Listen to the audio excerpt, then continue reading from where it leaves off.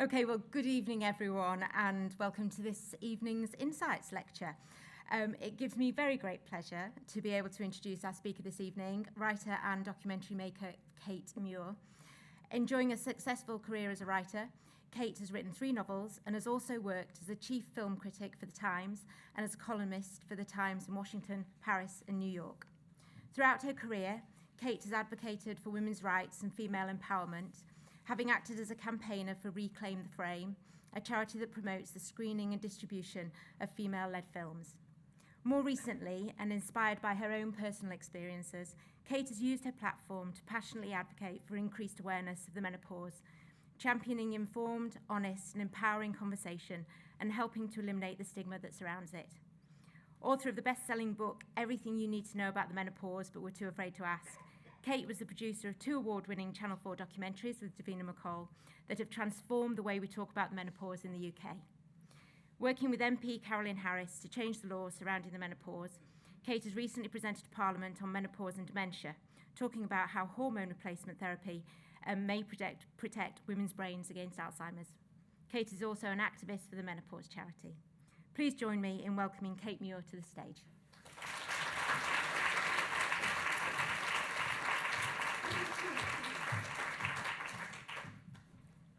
Thank you. I'm so pleased to be at a university and to bring the menopause revolution to you in Newcastle.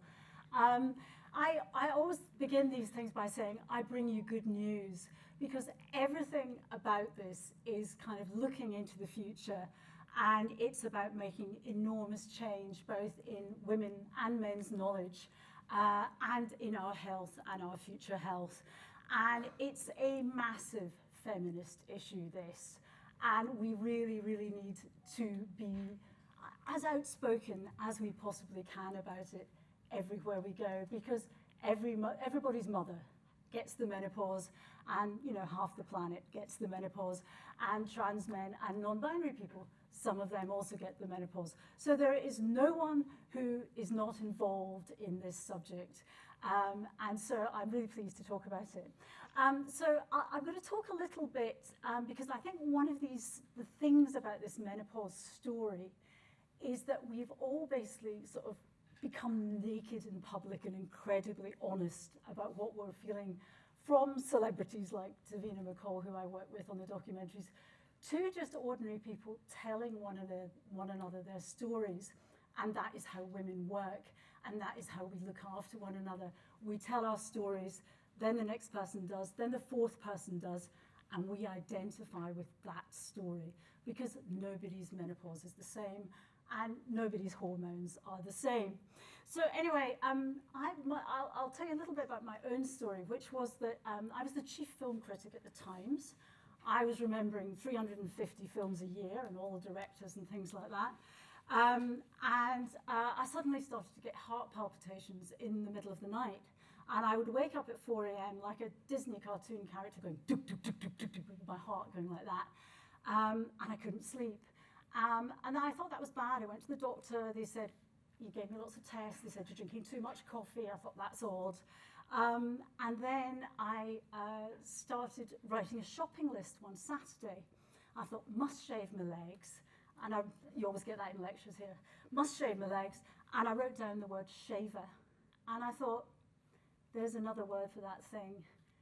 And it took me 15 minutes to remember what the proper word was. Razor. And I thought, oh my God, I've got Alzheimer's, because my mother had died the year before of Alzheimer's, and I'd watched her losing nouns year by year by year, and I knew I was losing bits of my memory, and I knew as a film critic I wasn't remembering the best supporting actor number 2 sometimes, So I was really aware of that, and I completely panicked. And I rang all my friends and I said, I've got Alzheimer's, I'm going crazy, I don't know what to do. I've been to the doctor twice, and they said, you've got menopause, we've all got HRT privately. And this was about 7 years ago, and I said, but why haven't you told me about this?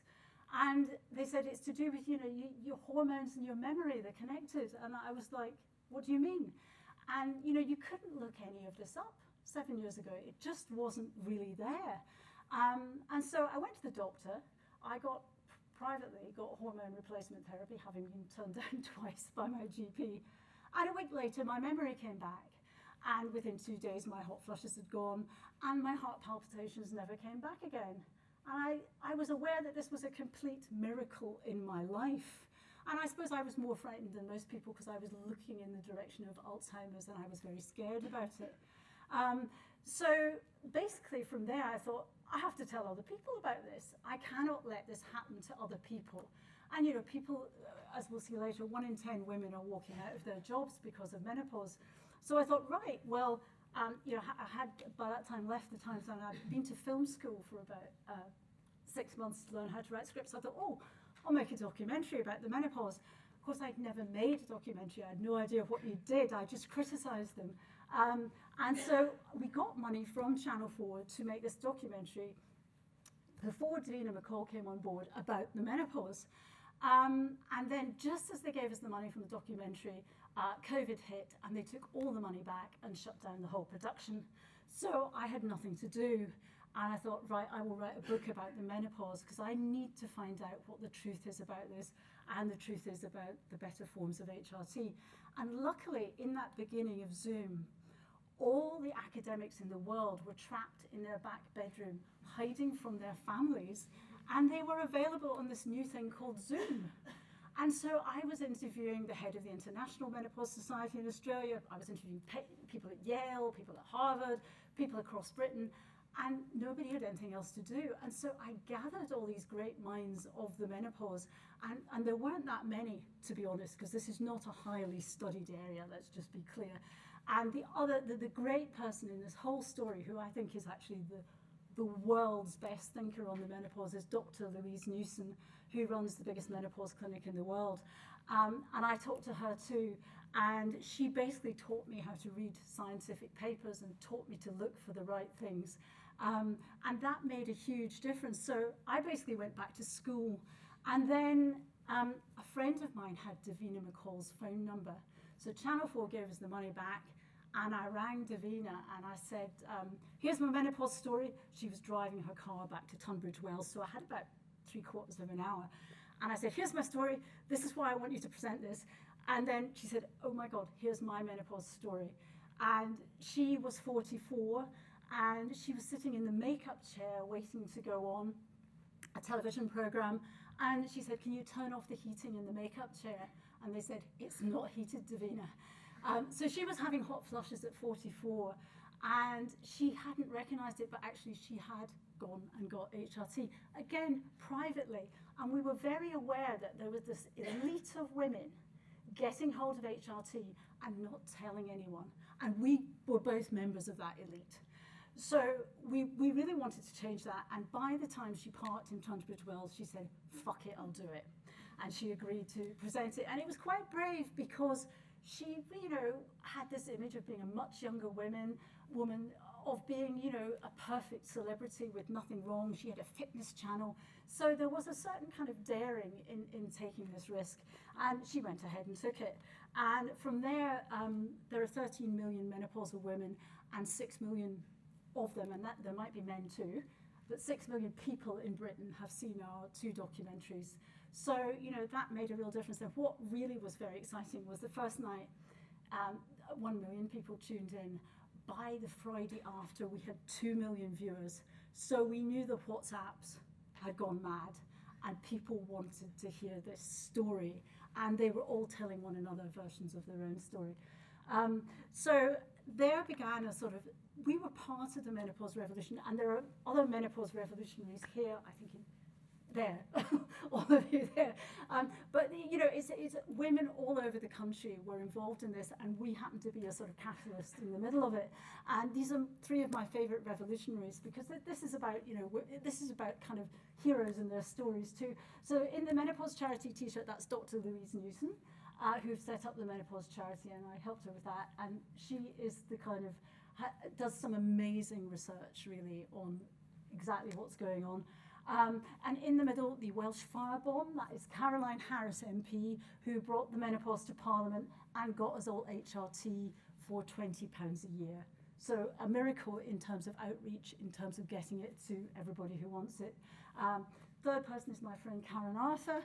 And in lockdown, at the same time as I was sort of talking to the mad academics, she started the Menopause Whilst Black Instagram and started talking about the change in her community. And I'll talk about her a little bit later, but she is a great campaigner too. So, I mean, this is what we all want to know. One of the things that I always, when I come to talk to people, people come up to me and they go, I think I'm in perimenopause. And you go, you probably are if you're in your 40s, and you could be younger. And people think, I've got 2 symptoms, or maybe I've got 4. And the thing about the menopause is there is a really exotic list of symptoms. You know, you can come up with almost anything. But what became clear to me as I studied it more and more and talked to more and more women was that the menopause was not really about hot flushes. The main thing that affected women was the mental health aspects, the exhaustion, and a bunch of other things that were kind of undefined.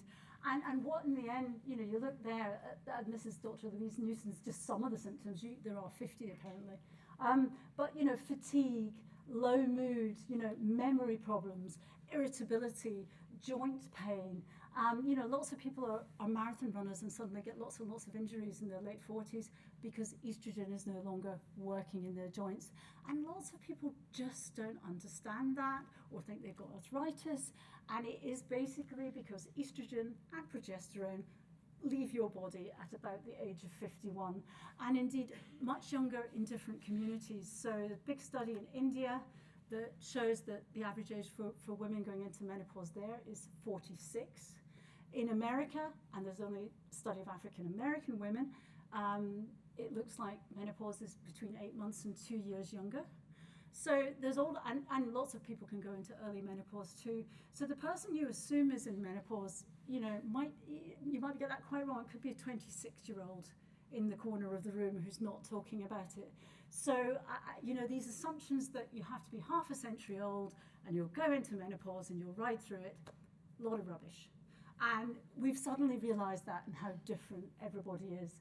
And in terms of irritability, this is another little bit of my story, but there is this thing called perimenopausal rage. And it is very, very much recognized by people, and indeed people's male partners and female partners quite often too. And at this time, I didn't realize I had it until I looked back into my 40s.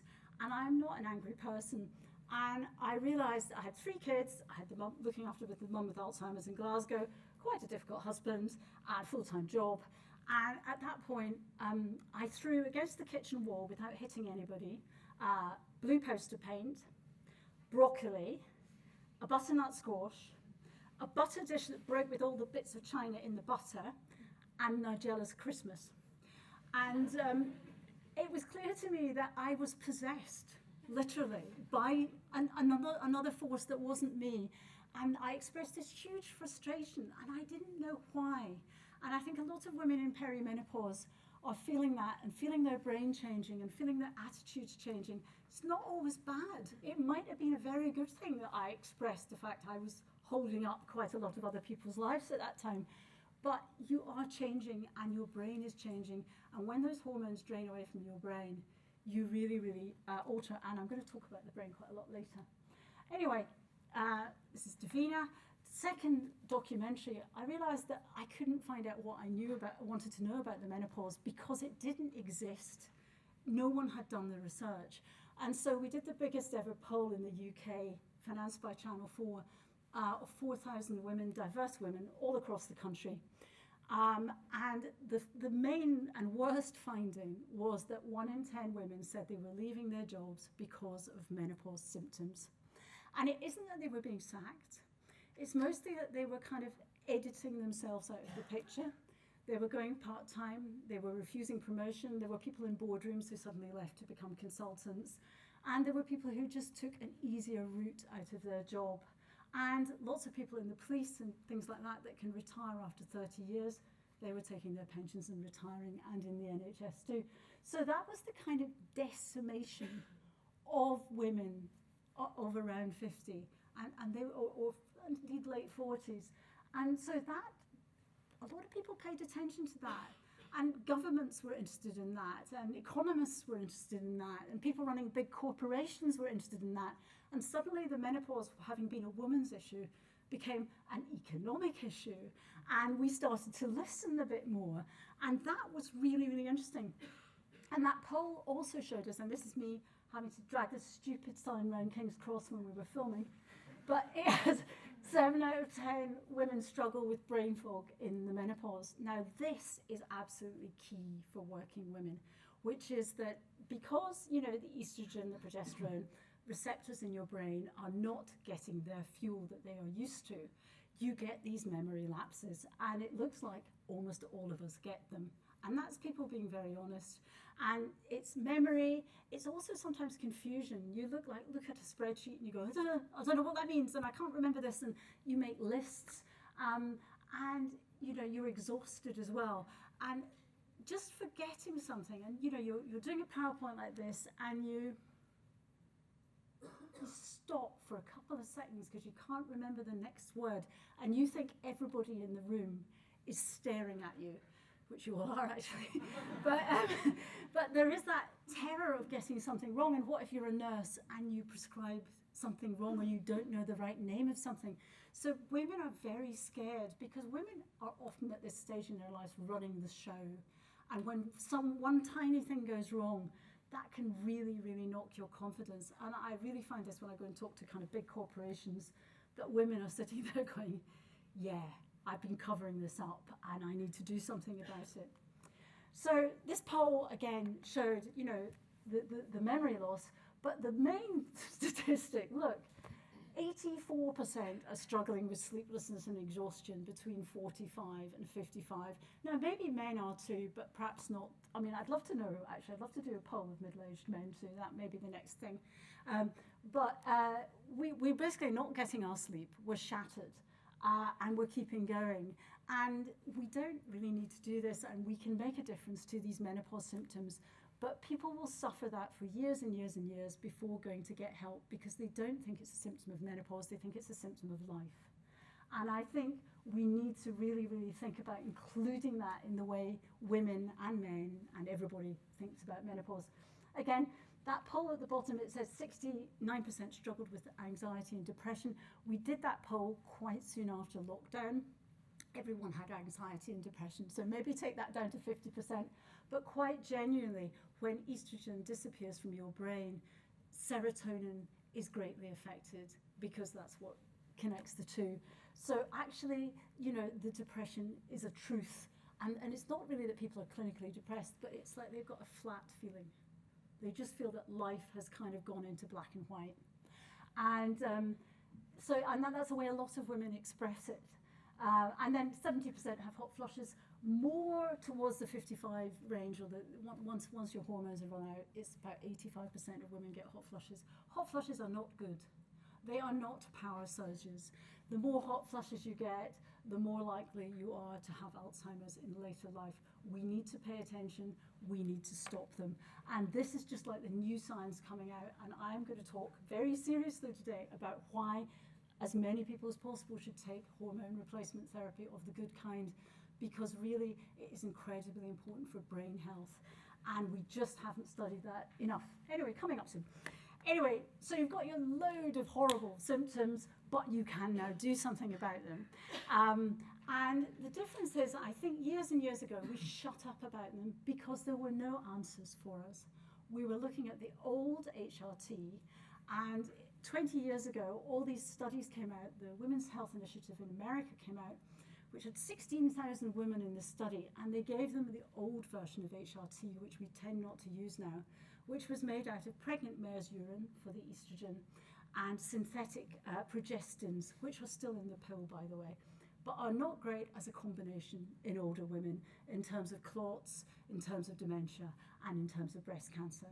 And so they were giving these women really, really high doses of these quite brutal kind of hormones, and they found that there was a tiny raised increase of breast cancer, and they shut down the whole trial. Now, what we need to learn from that is not that HRT is evil, but that particular kind of HRT should be avoided if possible. And this is the new HRT, and this is the kind I use, and this is the kind that women are advised to use by the best NHS menopause clinics. So this is body-identical hormone replacement therapy. So it's an exact copy of your own hormones. It's not different, whereas the other stuff was different. And so it's basically like you've got the hormones you had when you're 40, you're still keeping them in your body when you're 50. You're topping them up. It's not like you're putting an alien thing into your body. And I think we really, really need to understand that. So the tube there is body-identical estrogen, which looks like hair gel. You just rub it into your arm twice a day. Or you can have a patch, which is what Davina uses. She's got these little patches. Patches used to be entirely beige and could only go on beige people. But now we have see-through ones. It's a great advance. The patch for the contraceptive pill is still a salmon colour for salmon-coloured people who knew, but they won't do a see-through one. And those pills there are Utrogestan, which is a micronized progesterone, again made from soy, a copy of your own hormones, and you can take that pill at night, and it's very, very calming. And some people are intolerant of progesterone in that form, and they can go and get a Mirena coil in their vagina. In their womb rather. And the pink tube is the fun thing. That is the testosterone. That is the female testosterone. And it's called Androfem. It's licensed in Australia so far. It would be licensed in Australia, wouldn't it? And so we have 3 hormones. Nobody told us. So women, main hormones are estrogen, progesterone, and testosterone. If you think of a stool with 3 legs, testosterone is sort of the missing leg. It doesn't disappear entirely at menopause, although for some of us like me, it did. I didn't have any. But like for Ruth Bader Ginsburg, I think it goes on forever. And a lot of older women do have testosterone and keep going, and I think those are possibly the ones who sail through the menopause and talk about that. So you can, on the NHS now, supplement your testosterone. So you go and get your estrogen and progesterone, and then you have to go usually to a specialist clinic, and you have to say, my libido is down, doctor, and I'm not serving my husband well enough. Please, could I have some testosterone? Because under the NHS guidelines, the NICE guidelines, we are only allowed testosterone as women to help with our libidos. And we've got to make quite a severe case to say how terrible it is for us. Actually, I've done looked into all the studies around the world on testosterone. Of course, it does much the same things in women as it does in men in lots of ways. So it really helps with energy. It really helps with kind of concentration. It helps with kind of get up and go and sharpness of the brain. It helps with muscle. It helps with bone. It is basically a kind of push you forward hormone. It is, for some women, not every woman wants it, but it is great. And, having it there is fantastic, and having all 3 hormones. Very, very few people are able to get it. I think in 10 years' time, this will be a different conversation. But it is, I'm going to talk more about testosterone later on, but it is a really interesting hormone. It's almost like a new discovery for women, because basically the massive gender bias in medicine always attributed testosterone to men and absolutely ignored the fact that we have plenty too, even though it's only a tenth of what men have. It is very important and very bioactive in our bodies. So again, this is just going on from, there's not been enough studies, but this is the body identical estrogen and progesterone, and you see there that the safer progesterone doesn't have the same risk of breast cancer as the previous old kind. And so very much we are campaigning to get people to use the new forms of HRT, because in the most deprived areas of Britain, guess what? Doctors are still prescribing more of the old HRT. And in London or whatever, women are going in and asking for the new body identical kind. So there's definitely a sort of, women doing it for themselves in certain areas. Anyway, this is very interesting, because who knew that making a telly programme and being part of a huge menopause movement too, it wasn't just a telly programme, could absolutely alter women's lives. 1 million more women went on HRT in the kind of 2.5 years since we made our first television programme. And this all happened in Parliament too, and there were many campaigners all around Britain. But that sudden leap up, and prescriptions doubled. And so it's an extraordinary thing that women have advocated for their own health, and they've gone in and asked for this stuff and caused an enormous shortage of the safer body identical HRT. And it's not really come from the medical establishment. It's very much come from women up. And it is this extraordinary revolution that we should actually be very, very proud of. And that when women find out, they tell other women. And, when men find out, they tell other men. There really is a kind of grassroots movement happening here, which is causing massive change, which the NHS is sort of panicking about. I see there's maybe someone from the NHS here. Maybe you could tell us later on. But, it really is, it's a great thing. And, you may think that costs a lot of money, but I'll tell you later on about why it doesn't cost a lot of money and why this is a huge saving. But, the HRT I showed you probably costs £8 a month per woman, and it really, really makes a difference. Now, this is the Menopause Charity's campaign this autumn, and it's explaining to women that HRT is not just about getting rid of your hot flushes. HRT is about your long-term health, and it is massive. So it reduces the risk of diabetes, it reduces all-cause mortality by 30%, it halves the risk of osteoporosis. 1 out of 2 women after 50 get an osteoporotic break. We all know people who've had their hips replaced. If you look at the science, HRT, the transdermal body identical kind, increases your bone density by 3% over 2 years and helps to maintain your bone density. So you can actually pull yourself back from the risk of osteoporosis, and there is a huge risk of osteoporosis, more so in, for instance, the South Asian community in Britain than there is, say, in the black or white community. So it really, really matters, and particularly coronary heart disease, again, hits the South Asian community harder than anyone else of women of that age. And HRT really matters, and that message is not getting out, that HRT is very, very good for cardiovascular disease. Going on from there, the other thing about menopause is that people assume it is older women, and I'm often talking in offices to people, and then someone will come up to me afterwards and go, I'm 25 or I'm 30 and I've got menopause and I've had it for years and I haven't dared to say it to anyone at work, but I am suffering from hot sweats and I can't admit to it and all these things. And so this is a great resource if you know anyone who's younger and they don't want to talk to everybody. It's the DAISY network, and it's for premature ovarian insufficiency.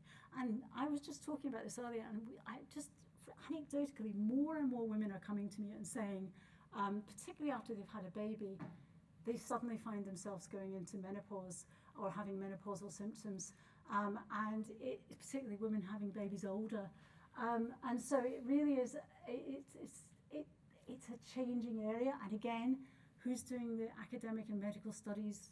Nobody yet, but maybe universities like this one will one day. But it's really interesting what's happening with that. So DAISY Network, well worth, really good groups, really good support, really good information. And this is particularly for workplaces when I'm talking to workplaces. And obviously educating is what you're already doing here.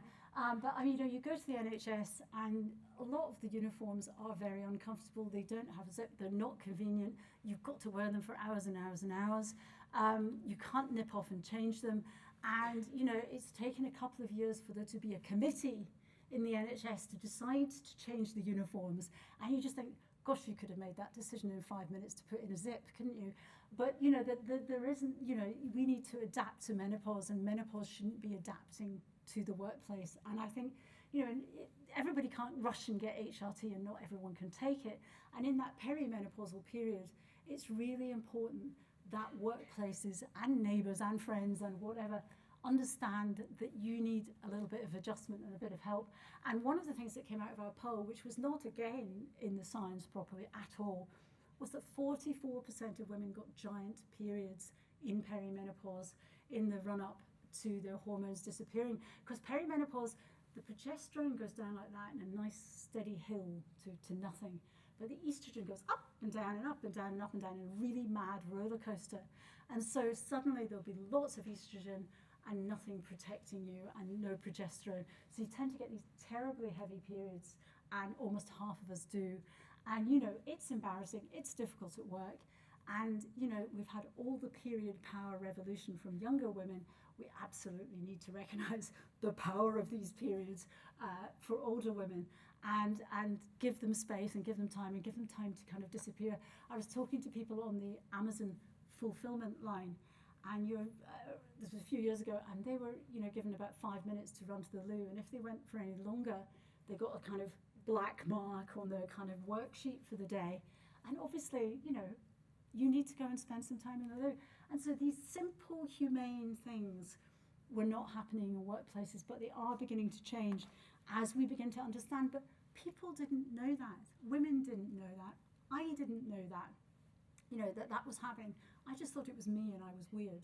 And it turns out that that's what happens to everybody. So a lot of this is just bringing us the knowledge so we feel comfortable with it. And again, you know, hot flushes, you know, can people work from home? You know, give people breaks. And one of the things I've discovered is the most fantastic thing about this is to have a menopause cafe or a menopause pub, also good, or a menopause book group. But recently, I spent a lot of time on a small Scottish island called Gia, which is 7 miles long and 1 mile wide. And they said, oh, the island of Isla has had a menopause conversation in cafe. Why have we not had one? This was the lady who ran the post office. I was like, okay. And she said, we'll have it in the yurt behind the post office, so the big yurt. And I thought, well, who's going to come? And actually, there were 14 of us in the yurt. And this was just a couple of weeks ago.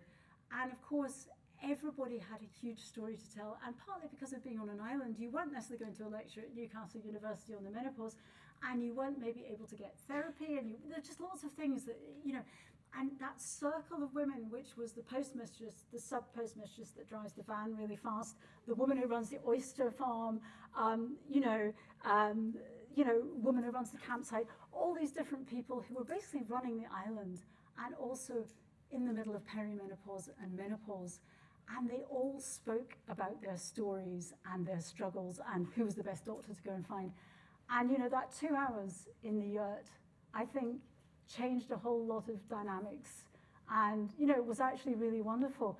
And I just think that's what we're good at as women, is you know, being truly tribal and having this conversation that we always had, but we've been failing to have. And we have it on social media too, but really worth doing. This is my scary science bit, which I love. So there's a fantastic academic called Dr. Lisa Mosconi at Weill Cornell in New York, and she's written a book called The XX Brain. And her next book coming out in April is The Menopause Brain, which I've had a preview of, and it's amazing.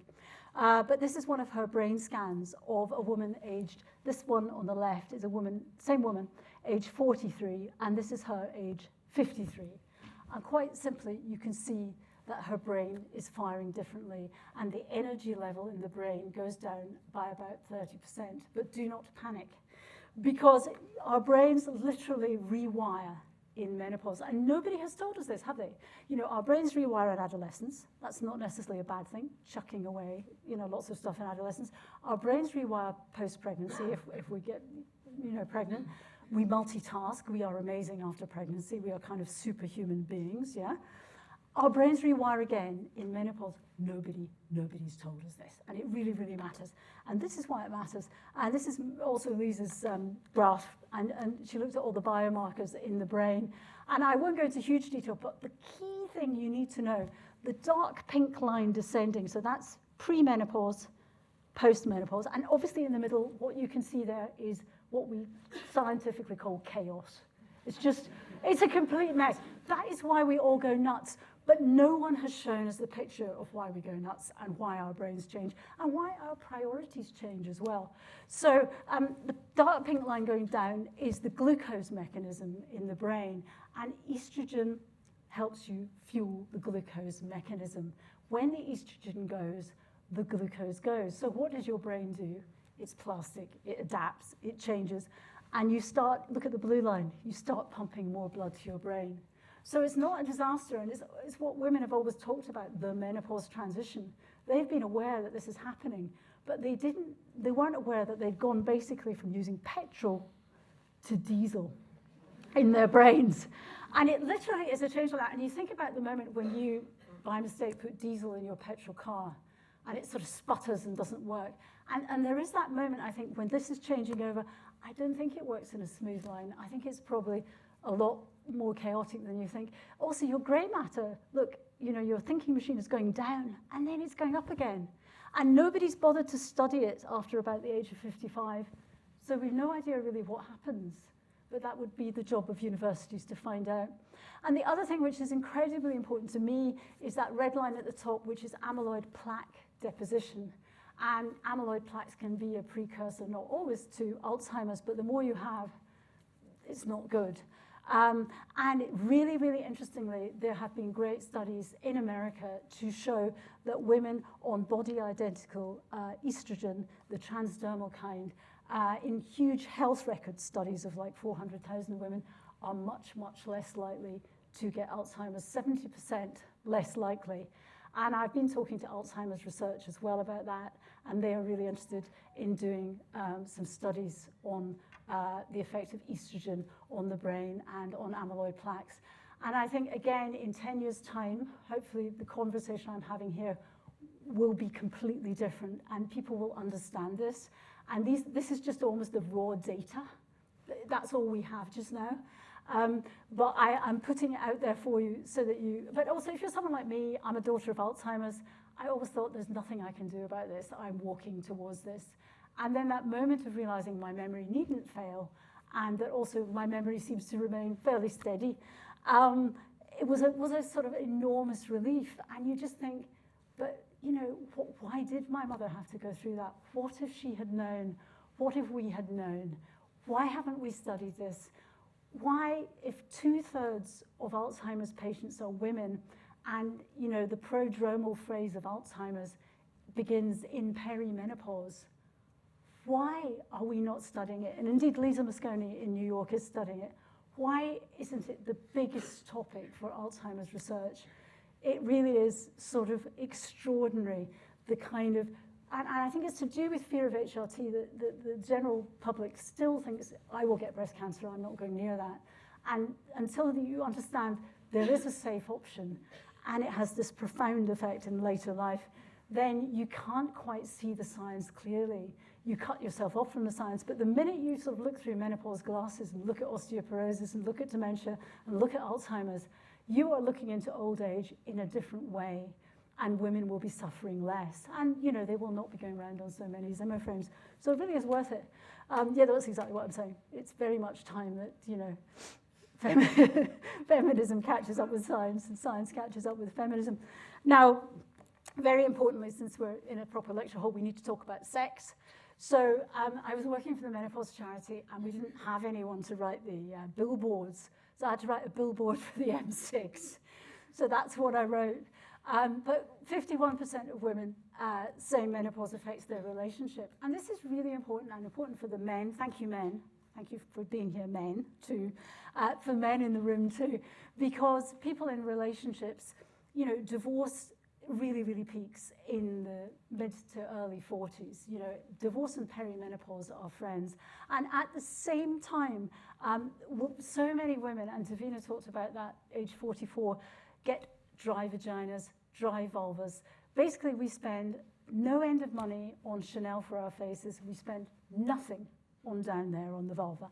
And actually, we get wrinkly. It changes. When the estrogen leaves, our collagen collapses. And the collagen collapses in your vagina, in your vulva, in your urethra. And by putting it back, you can stop having so many urinary tract infections. You can feel more comfortable. You can ride a bike or anything else. So it's really, really worth getting hold and telling everybody you know, and older women too, who are in care homes. I was thinking about my mum, I wish I had known about this when she was in a care home, sort of in a wheelchair.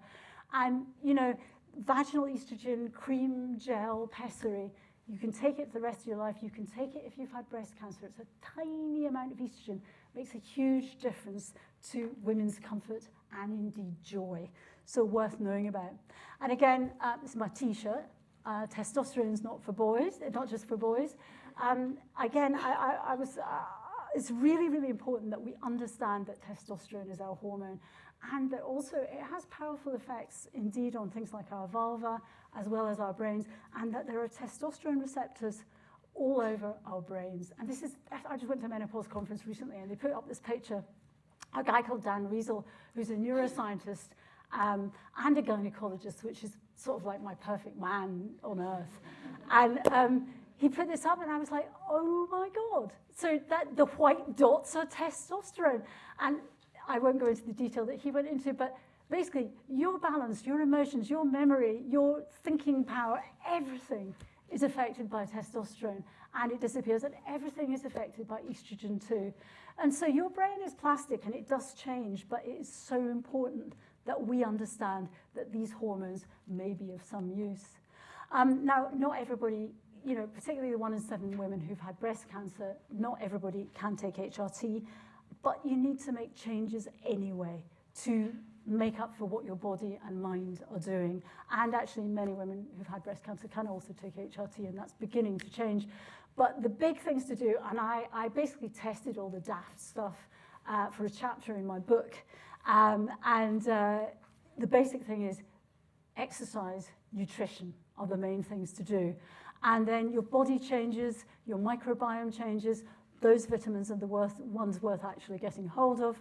And I also experimented on 2 friends with non-hallucinogenic CBD oil, 2 friends who'd had breast cancer, and one couldn't sleep, and the other one had hot flushes. And actually, the one who couldn't sleep started sleeping again on the very high-grade CBD oil, and the one with hot flushes got less hot flushes. There's studies in America, there's not enough. It's really interesting what might be the kind of useful other things there. I'm going to zip through this because we need to move on. But just for a moment, worth following on Instagram, Dr. Nigat Arif. She's a tele-doctor. She's also a fantastic campaigner on menopause in Urdu and Punjabi. And she does it on TikTok. She's got a massive following. So you hear her going, blah, blah, blah, blah, blah, vaginal estrogen, blah, blah, blah, blah, blah. And no idea what she's saying. But kids show it to their mums. And it means she gets to an audience that you wouldn't necessarily expect she would get to, and she does. So worth following, great. And also, again, real struggles on information and science around trans and non-binary people in menopause. And it's very different depending on what hormones they've been using. Utterly unpredictable. This is at least a good place you can go to and find groups of people, queermenopause.com, who might be in the same situation as you. And again, this is just my happy enders. Karen Arthur, who we saw at the beginning, she went into menopause. She runs Menopause Past Black, and she does kind of courses as well. But she was a teacher, and the alarm bell went off. She was having a load of hot flushes. She picked up her briefcase, and she walked out of her job, and she never went back. And she signed off for, months with depression. She got therapy. She sorted herself out. And then she did get HRT, but really she went and sorted herself out and decided what she felt about her life in menopause. And this is about kind of, metamorphosis and not misery. She then went and decided to become a fashion designer. She designs from recycled stuff. This is her in her studio in Catford, the old Catford Town Hall, and she will do you a very nice wedding outfit. My last thing, fantastic resource, 1 million women have downloaded it, the Balance app. Best science, far better than the NHS website. Really, really useful HRT options, non-HRT. You can put in all your symptoms and take them to your doctor. So really, really free of charge, no advertising. A really, really great resource. So that's it, basically. This is my next thing, which is coming out in April, Everything You Need to Know About the Pill, another story of synthetic hormones, which is quite different. There'll be another scandal. And that's it. The rise of menopause post-power. And the other thing I wanted to say is just that this is a huge issue, and I've got to think about it as a health issue, and a medical issue, and as a feminist issue, and as an intersectional issue, because it's not getting to all the communities it should go to. And I think you're here, and you can take it to different communities. So please do that, and I'll take questions. Thank you.